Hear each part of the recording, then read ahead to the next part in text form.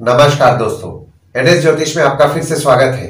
आज हम बात करेंगे कन्या लग्न यानी कि वर्गो एसेंडेंट का सितंबर 2023 का महीना कैसा रहेगा। आइए चलिए देखते हैं। देखिए, इस भाव पे अगर 6 नंबर लिखा हुआ है तो ये कन्या लग्न वाले जातकों की पत्रिका है। आइए देखते हैं कौन कौन से ग्रह आपके किस किस स्थान पे बैठे हुए हैं। शुरुआती तौर पे तो मंगल आपके लग्न पे बैठे हुए हैं, केतु आपके दूसरे भाव में बैठे हुए हैं, शनि आपके 6वें भाव पे बैठे हुए हैं, चंद्रमा आपके 7वें भाव पे बैठे हुए हैं, गुरु राहु आपके 8वें भाव पे बैठे हुए हैं, शुक्र आपके 11वें भाव पे बैठे हुए हैं और सूर्य बुध आपके 12वें भाव में बैठे हुए हैं। गोचर की अगर हम बात करें तो देखिए, शुक्र का गोचर हुआ था 7 अगस्त को। 7 अगस्त को शुक्र वक्री हुए थे, जो कि 1 अक्टूबर तक वक्री होकर के आपके 11वें भाव पे रहेंगे। वही गुरु आपके 8वें भाव में 4 सितंबर से 31 दिसंबर तक वक्री रहने वाले हैं। सूर्य 17 सितंबर को आपके 12वें भाव से आपके लग्न पे आ जाएंगे और बुध 24 अगस्त से 16 सितंबर तक आपके 12वें भाव में ही वक्री रहेंगे। आपके समझने के लिए दृष्टियों के लिए मैंने कुछ मार्किंग कर दिया है। तो शनि की दृष्टि के लिए मैंने स्टार मार्किंग कर दिया है, गुरु की दृष्टि के लिए डॉट मार्किंग कर दिया है और मंगल की दृष्टि के लिए मैंने हैश मार्किंग किया है। तो देखिए, शनि आपके बैठे हुए हैं 6वें स्थान पे। तो 6वें स्थान पे बैठ के शनि 1 2 3 तीसरी दृष्टि से आपके 8वें स्थान को देख रहे हैं, 4 5 6 7 7वीं दृष्टि से आपके 12वें स्थान को देख रहे हैं और 8 9 10 10वीं दृष्टि से आपके तीसरे भाव को देख रहे हैं। वही गुरु आपके 8वें स्थान में बैठ करके 1 2 3 4 5 5वीं दृष्टि से आपके 12वें भाव को देख रहे हैं, 6 7 7वीं दृष्टि से आपके दूसरे भाव को देख रहे हैं और 8 9 9वीं दृष्टि से आपके चौथे भाव को देख रहे हैं। मंगल आपके लग्न में बैठ करके 1 2 3 4 चौथी दृष्टि से आपके चौथे भाव को देख रहे हैं, 5 6 7 7वीं दृष्टि से आपके 7वें भाव को देख रहे हैं और 8वीं दृष्टि से आपके 8वें भाव को देख रहे हैं। मंगल आपके लग्न पे पूरे महीने विराजमान रहेंगे और सूर्य 17 सितंबर को आपके लग्न पे गोचर कर जाएंगे और जो आपके लग्न के स्वामी हैं वो आपके 12वें भाव में बैठे हुए हैं और 16 सितंबर तक वहां पे वक्री भी है आपके 12वें भाव में। देखिए, अब हम लोग थोड़ा पीछे जाते हैं तो बुध आपके 12वें भाव में 25 जुलाई को गोचर किए थे। तो 25 जुलाई के बाद आपका आपके खुद पर खर्च बढ़ा होगा। अभी आप जहां सेल्फ कॉन्फिडेंस और पराक्रमी महसूस कर रहे हैं, वहीं दूसरी ओर आपको अपने आप में नेगेटिविटी भी आ रहा होगा। पर देखिए, आपको अपने अंदर में जो नेगेटिविटी आ रहा है उसको अपने ऊपर हावी नहीं होने देना है और पॉजिटिव रहना है। देखिए, जैसे कि यहाँ पे मैंने आपको बताया, आपका 25 जुलाई के बाद आपका आपके खुद पर खर्च बढ़ा होगा। हो सकता है आपका अस्पताल में भी अभी कुछ खर्च बढ़ा हुआ हो और आपका यात्राओं, खास करके विदेश यात्राओं पे भी आपका खर्च बढ़ा हुआ होगा। दूसरे भाव में आपके केतु विराजमान है और गुरु की दृष्टि आपके दूसरे भाव में पड़ रही है और जो दूसरे भाव के स्वामी है वो आपके 11वें भाव में बैठे हुए हैं। देखिए, दूसरे भाव में चूंकि केतु है तो आपको वाणी के विकारों में कुछ पीड़ित कर सकता है, आंखों की भी समस्याएं पैदा हो सकती है। अभी आप इस बात का विशेष तौर पर ध्यान दें कि आप किसी पर भी पूरे तौर पर निर्भर ना हो और आप अपना खर्च भी अभी संभाल कर करें। देखिए, दूसरे भाव में चूंकि आपके केतु है तो दूसरे भाव में केतु को अच्छा नहीं माना गया है, पर यहाँ पे चूंकि गुरु की दृष्टि पड़ रही है तो देखिए, अशुभ फल जो मिलता रहता है केतु का, उसमें शुभ ग्रह की दृष्टि चूंकि पड़ रही है तो उनका जो फल है अशुभ ग्रह का वो कुछ कम हो जा रहा है। देखिए, चूंकि यहाँ पे आपके दूसरे भाव के स्वामी आपके 11वें भाव में है तो आपके आमदनी से धन की वृद्धि होगी।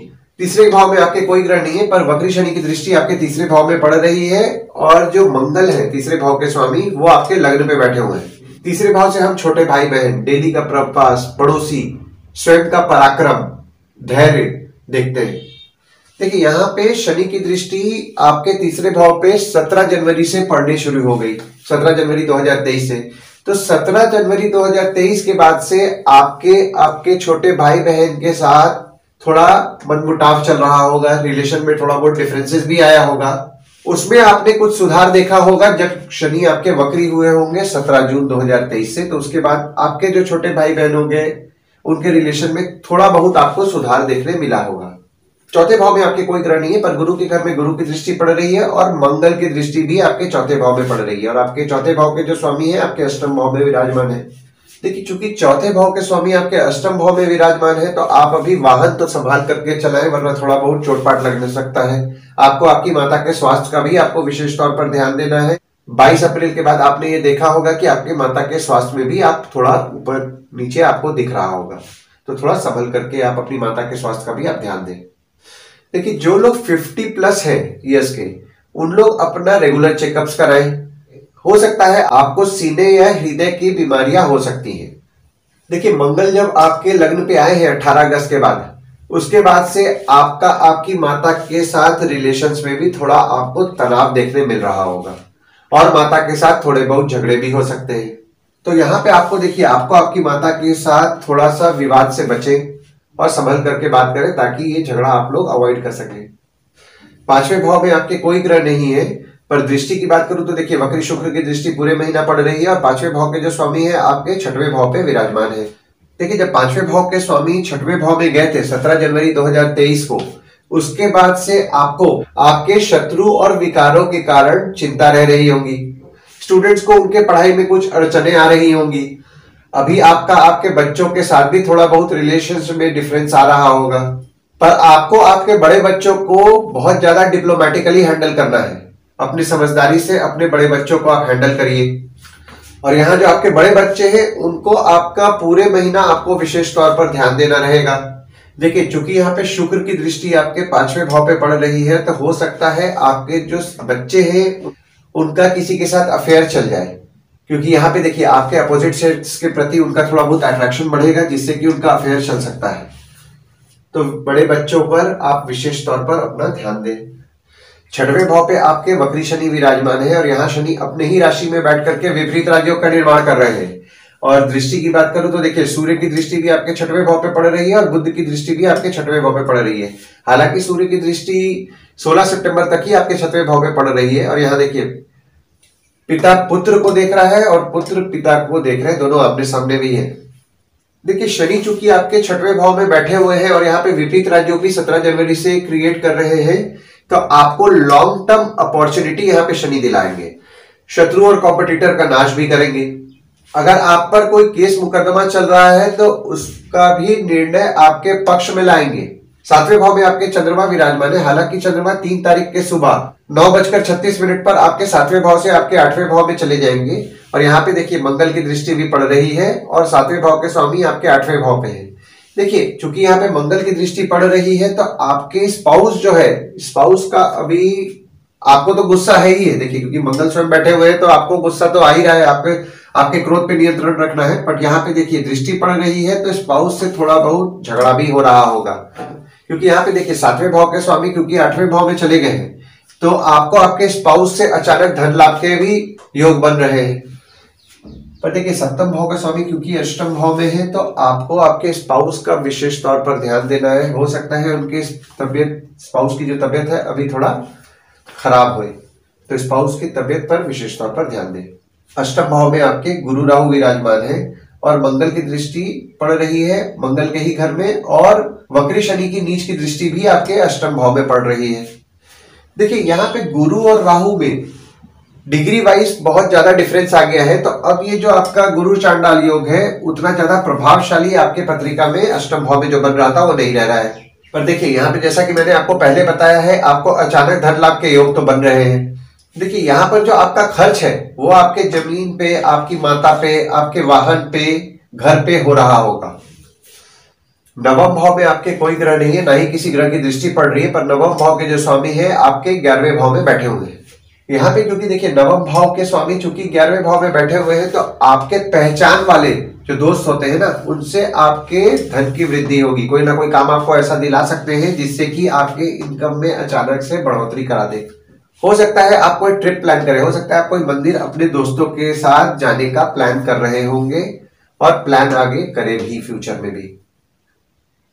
10वें भाव में आपके कोई ग्रह नहीं है, ना ही किसी ग्रह की दृष्टि पड़ रही है, पर 10वें भाव के जो स्वामी है आपके 12वें भाव में बैठे हुए हैं। देखिए 25 जुलाई के बाद जब बुध आपके 12वें भाव में गए थे, उसके बाद से आपके ऑफिस पे, आपके काम पे आपका खर्च हो रहा होगा। जो भी आप काम कर रहे होंगे, काम के लिए आपका खर्चा रेगुलर बेसिस पे आपका हो रहा होगा। काम जिस समय आप अपना एक्सपेक्ट कर रहे होंगे उस समय आपका काम भी नहीं हो पा रहा होगा। देखिए यहाँ पे जो लोग फॉरेन से रिलेटेड काम करते हैं उनका तो अच्छा समय 25 जुलाई के बाद से शुरू हो गया था और उनके काम उनको अच्छा चल भी रहा होगा। और जो लोग विदेश जाकर के काम करना चाह रहे थे वो भी 25 जुलाई के बाद अगर अपना प्रयास बढ़ाएंगे तो उनका भी विदेश जाने करके काम करने का अच्छा पीरियड चालू हो गया है। 11वें भाव पे आपके वक्री शुक्र विराजमान है। शुक्र जो यहाँ पे देखिए विराजमान है वो आपके दूसरे और नवम भाव के स्वामी है जो आपके 11वें भाव पे विराजमान है। देखिए 7 अगस्त के बाद से आपके सेविंग से आपके इनकम आपके आने का दिख रहा है, क्योंकि देखिए यहाँ पे आपके दूसरे भाव के स्वामी चूंकि 11वें भाव में है ना, तो सेविंग से आपका इनकम आएगा। मतलब कि जो आप इन्वेस्टमेंट कर रहे होंगे उससे आपको अच्छा लाभ मिलेगा। अगर आपका कोई घर जो किराए पे नहीं गया था वो भी आपका 7 अगस्त के बाद किराए पे चला गया होगा और उससे भी आपको इनकम शुरू हो गया होगा। घर हो या फिर आपका दुकान हो, उससे आपको इनकम दिख रहा है। और जैसा कि मैंने आपको पहले भी बताया कि दोस्तों से भी आपको कुछ ना कुछ इनकम में फायदा होगा। 12वें भाव में आपके सूर्य 16 सितंबर तक विराजमान है और बुध तो पूरे महीना ही विराजमान है। यहाँ पे सूर्य देखिए अपनी राशि में ही बैठे हुए हैं, तो यहाँ पे सूर्य से आपको विपरीत राजयोग का निर्माण भी करके रखे हुए हैं। और सूर्य बुध साथ में है तो बुध आदित्य योग का भी निर्माण किए हुए हैं। और ऊपर से दृष्टि देखिए, दृष्टि की बात मैं अगर करूं तो देखिए यहाँ पे गुरु और शनि दोनों की दृष्टि आपके पड़ रही है आपके 12वें भाव पे। देखिए सूर्य चूंकि आपके 12वें भाव पे बैठे हुए हैं और यहाँ पे विपरीत राजयोग भी निर्माण कर रहे हैं, तो आपके शत्रुओं पे खर्च होगा, बट शत्रुओं पे खर्च कर करके आप अपने शत्रुओं पे विजय पाएंगे। फॉरेन और आरोग्य पे भी आपका खर्च होगा। देखिए यहाँ पे जो बुध है वो आपके लग्न के और आपके दशम भाव के स्वामी है जो आपके 12वें भाव में बैठे हुए हैं, तो यहाँ पर आप अपने खुद पर खर्च कर रहे होंगे, अपने ऑफिस पर खर्च कर रहे होंगे, अपने काम के लिए आपका खर्च हो रहा होगा। और यहाँ पर देखिए आप अपने पैसे और अपने संघर्ष से अभी सब कुछ हासिल कर पा रहे होंगे।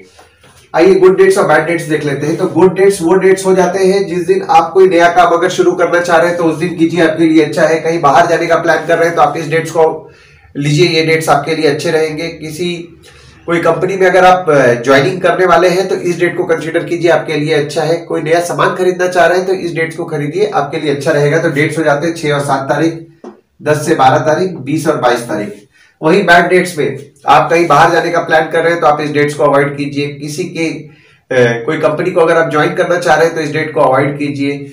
अगर आप कोई नया सामान खरीदना चाह रहे हैं तो इस डेट को अवॉइड कीजिए। इवन कोई कंपनी के साथ अगर आपका कोई एग्रीमेंट होने वाला है, आप बिजनेस में है, तो आप इस डेट्स को अवॉइड कीजिए। तो डेट हो जाते हैं 3 से 5 तारीख, 13, 14 तारीख, 18 और 19 तारीख, 27 और 28 तारीख। देखिए उपाय में आपके नवम भाव जो है आपके शुक्र का है, तो आप उपाय में रेगुलर बेसिस पे अगर आप कोई माता के मंदिर अगर आप जा रहे हैं तो आपके लिए अच्छा है। सूर्य को जल चढ़ाएं और जल चढ़ाते समय ओम ह्रीम सूर्याय नमः का जाप करते हुए आप जल चढ़ाएंगे तो आपके लिए अच्छा फलदायी होने वाला है। आशा करता हूं इस वीडियो में दी हुई जानकारी आपको पसंद आई होगी। अगर आप हमें YouTube पे देख रहे हैं और आपको यह वीडियो पसंद आया हो तो इस वीडियो को लाइक करें, चैनल को सब्सक्राइब करें और नोटिफिकेशन बेल जरूर दबाएं। और अगर आप हमें Facebook पे देख रहे हैं तो हमारे Facebook पेज को लाइक करें और फॉलो करें। धन्यवाद दोस्तों, कल फिर मिलेंगे एक नए वीडियो के साथ।